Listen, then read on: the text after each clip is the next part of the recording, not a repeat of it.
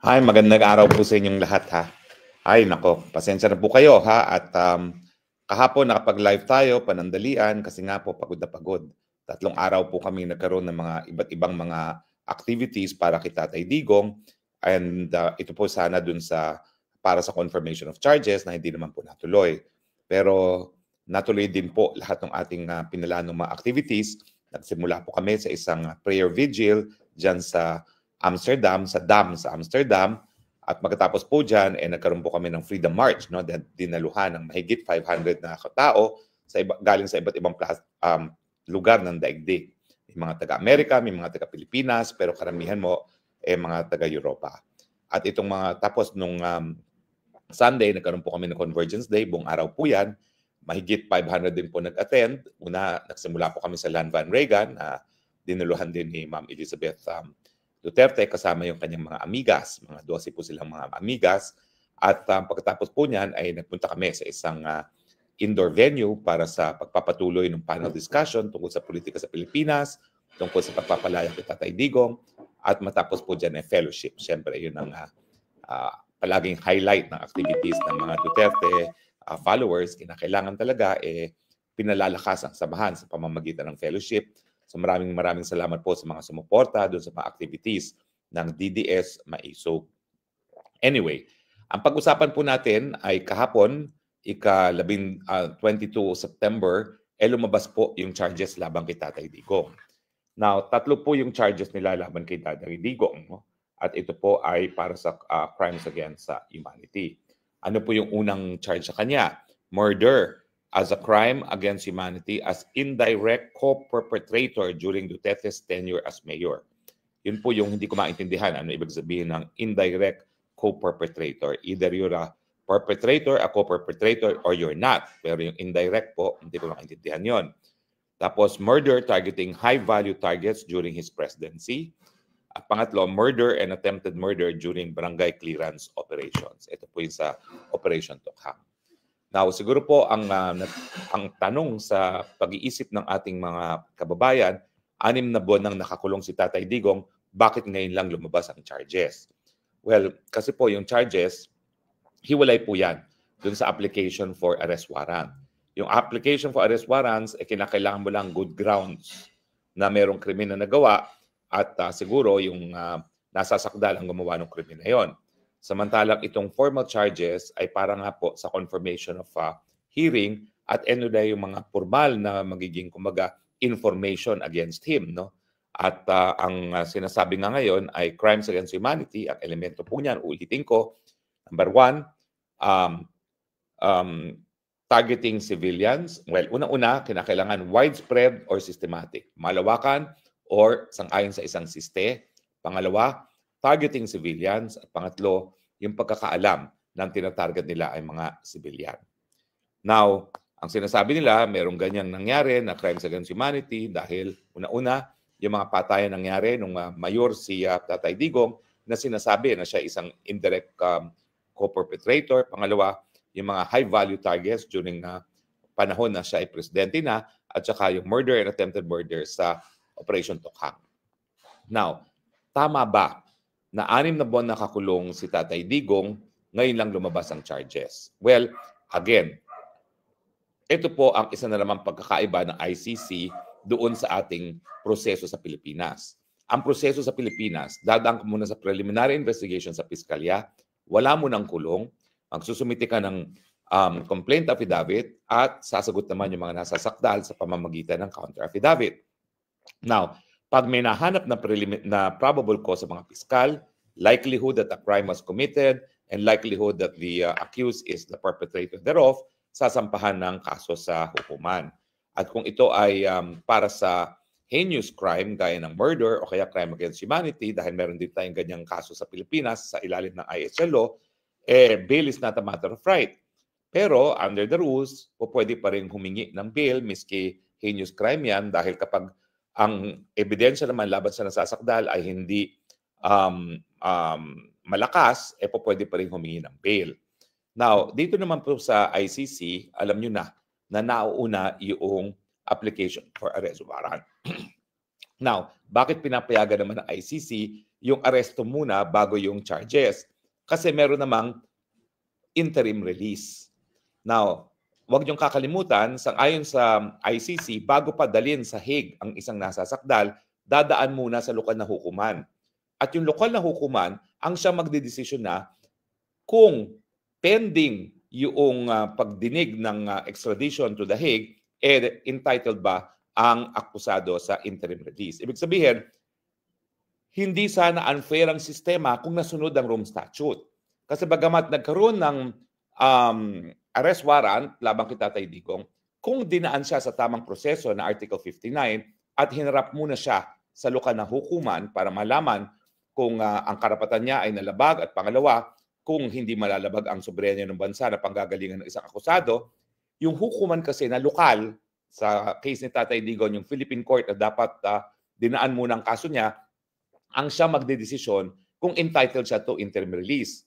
Ibig sabihin, miski meron ng warrant of arrest, hindi pa siya nadadala sa The Hague, pwede nang magkaroon ng interim release. At syempre, pag siya naman ay nadala na sa Hague, pagkatapos sa isang lokal na hukuman, ay nadinig na yung kaso kung dapat ngang extradite ang isang akusado sa The Hague, in this case si Tatay Digong, meron pa rin power ang ICC na mag-order ng interim release. Bakit? Kasi until the charges are confirmed, doon sa confirmation of charges, wala pa rin probable cause. Kaya nga, importante na igalang yung karapatan ng kalayaan ng isang akusado kasi ni wala man lang probable cause pa. Ang probable cause, mangyayari yan pagkatapos pa ng confirmation of charges. Pero alam nga natin, hindi nasunod ang tamang proseso kay Tatay Digong, kaya unfair ang nangyari. Dahil kinidnap siya sa The Hague, hindi siya nabigyan ng pagkakataon na humingi ng interim release doon pa lang sa Pilipinas, before an RTC court sa Pilipinas. Tapos ngayon nandito na siya, yun na nga po, no?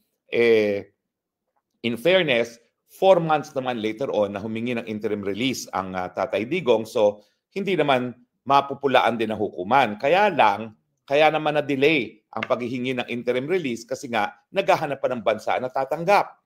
Kasi para kay ka-aaproba ng interim release kung wala namang bansa na tatanggap. So ngayon lang tayo nagkaroon ng bansa na tatanggap kay Tatay Digong. So ngayon lang talaga nakasalang sa hukuman once and for all yung interim release ni Tatay Digong.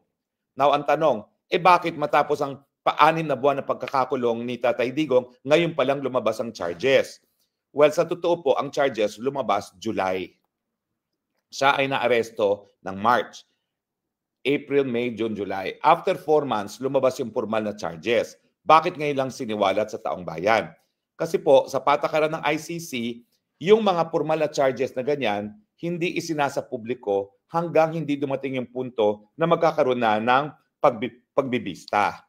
At ngayon po linabas yan kasi dapat ngayon na pong ika-23 ng Setyembre ang confirmation of charges labang kay Tatay Digong.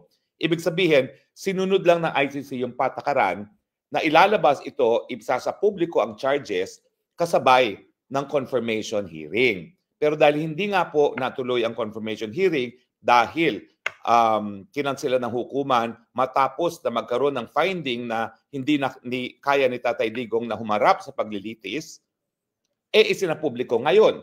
Kasi ngayon nga naman daw dapat ang confirmation of charges ni Tatay Digong. So ang mga taga-ICC, matagal na po yung charges. Ilang buwan, 4 months after na aresto si Tatay Digong, hindi pala inaresto, kinidnap si Tatay Digong, sinumiti na ng prosecution ang formal charges against Tatay Digong. July pa po yun. Ngayon lang naisa publiko kasi ang patakaran nila, sinasabay nila sa paglilitis.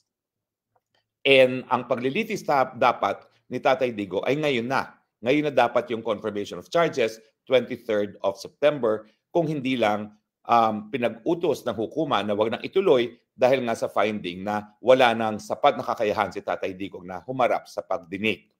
Now, isa pang tanong, sino ba talaga humingi ng postponement na yan? Sa aking pagkakaalam at base sa mga dokumento, yung ICC detention facility mismo ang kumuha ng eksperto para pag-aralan kung kaya pa ni Tatay Digong humarap sa paglilitis. Ibig sabihin, hindi po depensa yan. On their own initiative. Now, bakit naman ginawa yan ng detention facility? Kasi alam niyo po, meron na nga kasama si Tatay Digong sa kulungan na si Kaguba. Yung Kaguba, Rwandan. Matagal na po siyang sinabi ng Rwanda Tribunal na wala ng sapat na kakayahan para humarap sa paglilitis. In fact, matindi na po yung kanyang demensya at Alzheimer's. Nakatitig na lang po yung mamang yan at wala nang kinakausap. In fact, isa na lang taong kinikilala niya at ito yung anak niyang babae na kahit sino bumisita sa kanya, hindi na siya kumikibo. Ang kinikibo lang niya kapag alam niyang nandyan yung anak niyang babae. Now, ang nakakaawa dito kay Gaguba wala na nga siya sapat na pag-iisip para humarap sa paglilitis dahil talagang advanced na ang kanyang dementia at Alzheimer's. Wala namang bansang tumanggap sa kanya.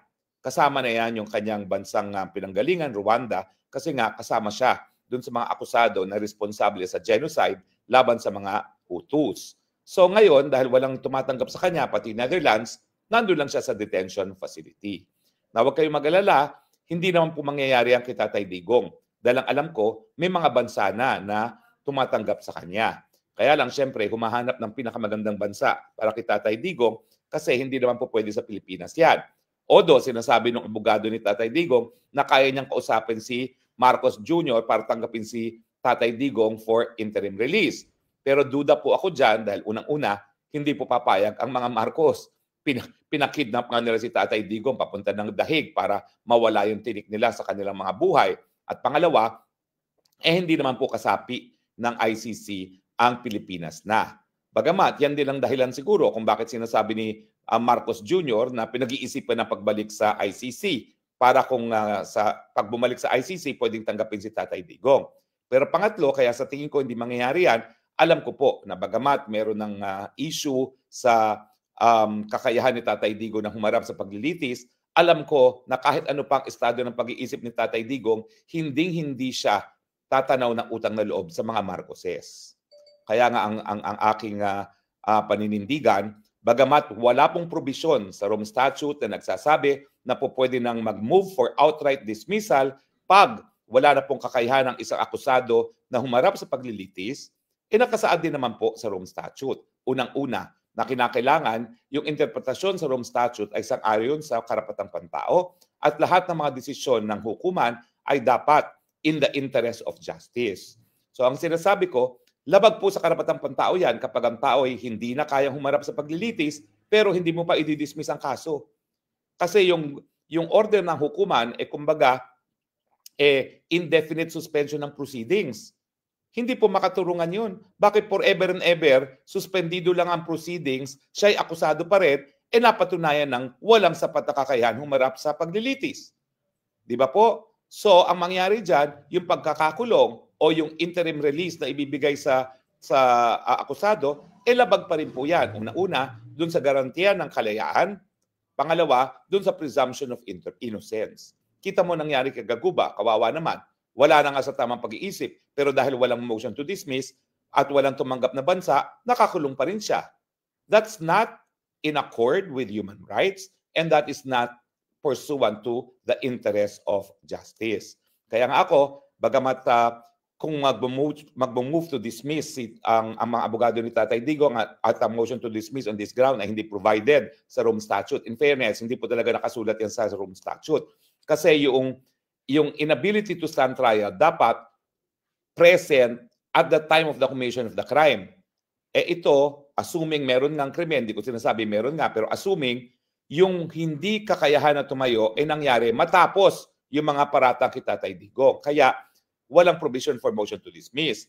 Pero miski wala, dahil nga nakasaad naman dyan na lahat ng provision ng Rome Statute dapat i-interpret na sang-ayon sa karapatang pantao and in the interest of justice, sa tingin ko, sapat na basehan na yan para ipa-dismiss ng tuluyan. So to recap, bakit ba ngayon lang lumabas ang charges laban kay Tatay Digong na 3 counts of crimes against humanity? Ang sagot, ngayon lang po yan isinapubliko. Pero yung charges po, isinampa July pa. Kaya lang, dahil nga sa patakaran sa ICC, isinasa publiko nila yung charges kasabay ng pagdinig ng confirmation of charges.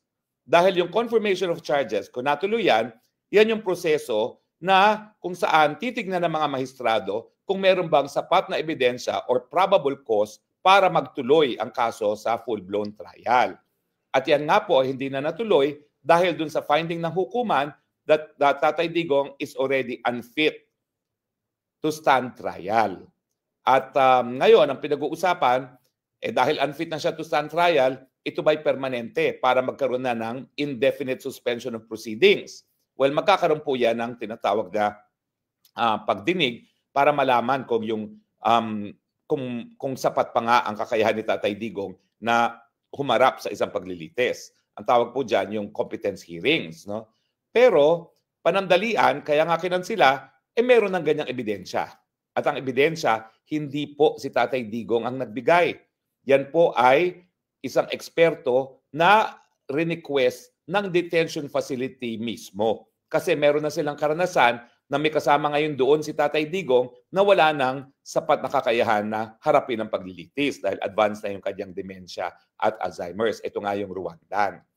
So, July pa po yung charges na yan. Ngayon lang na isinapubliko kasi ngayon lang dapat magkaroon ng hearing sana. Kung hindi nga nakansila dahil sa kakulangan ng kakayahan ni Tatay Digong na harapin ang mga paratang laban sa kanya. Now, of course, pwede pa rin natin pulaan ng sistema ng ICC. Kasi sa tingin ko ngayon, bagamat ako, sinasabi ko na yung sistema ng ICC na ang hukuman, ang mga prosecutor ay naghahanap ng ebidensya at hindi naman nasa kamayan ng mga biktima, dapat gawin din yan sa Pilipinas. Sana ang Pilipinas ang gawin natin modified version. Dapat yung preliminary investigation tungkulin ng piskalya na kumalap ng ebidensya, hindi lang ng pagkakasala, kung hindi ebidensya na nagpapakita na walang pagkakasala isang tao. Pangalawa, pero hindi naman dapat na ikinukulong na ang tao hanggang wala pang probable cause.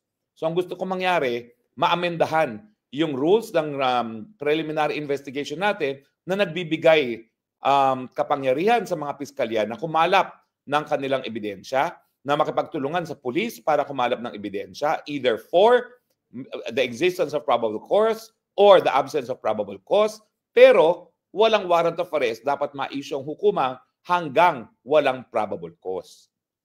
Ibig sabihin, ang dapat nangyari dito sa ICC at ang dapat na sistema ng ICC, sige, ikaw ang mangalap ng ebidensya, prosecutor, pero hanggang wala kang probable cause, wala ka dapat karapatan humingi ng warrant of arrest, di ba po? So ang ayaw ko lang, sa ICC, pwedeng humingi ng warrant of arrest maski wala pang probable cause, maski meron lang good grounds, pero kasi in practice, binabalanse yan. Doon sa kapangyarihan ng hukuman na lokal pa, hindi sa ICC ha, yung lokal na hukuman pa kung saan pinanggalingan ang isang akusado na magbigay ng interim release.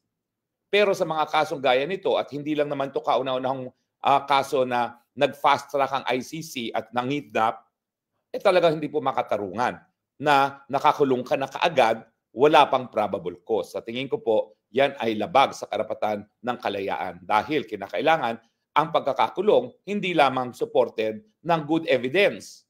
Kung hindi, dapat meron ng probable cause. At sa tingin ko, ang system ngayon sa ICC ay talagang lumalabag sa karapatan ng kalayaan at sa karapatan to be presumed innocent until proven otherwise. Bakit? Kasi naparusahan na si Tatay Digong ng 6 na buwan ng pagkakakulong. Wala pa namang probable cause, di ba po? Anyway, maraming salamat po sa inyong patuloy na pagtangkilik at sana napaintindi natin sa inyo kung anong mga pangyayari dyan sa ICC dito sa kaso ni Tatay Digong. The bottom line is, kinakailangan talaga dahil ngayon na sinabi na ng mga dalubhasa at sang-ayon sa siyensya na wala ng sapat na kakayahan si Tatay Digong na humarap sa kaso, Panginoon na po ang nagdesisyon. Dapat palayain na si Tatay Digong. Sana po mangyari yan, hindi lang sa pamamagitan ng interim release, kundi sa pamamagitan ng absolute dismissal. Pagdasal po natin yan. Dahil sino ba namang akalain na darating tayo sa punto na hindi na pala kinakailangan pag-usapan ng ebidensya. Ang pinag-uusapan na lang, yung kakayahang humarap pa sa paglilitis. Salamat po sa inyong pagtangkilik. Ito po inyong spokes ng bayan, Harry Roque, yung nagsasabi, I love you, Philippines. You're the only country that I have. You're the only country that I will love. God bless the Philippines. And let's bring Tatay Digong home. Bye.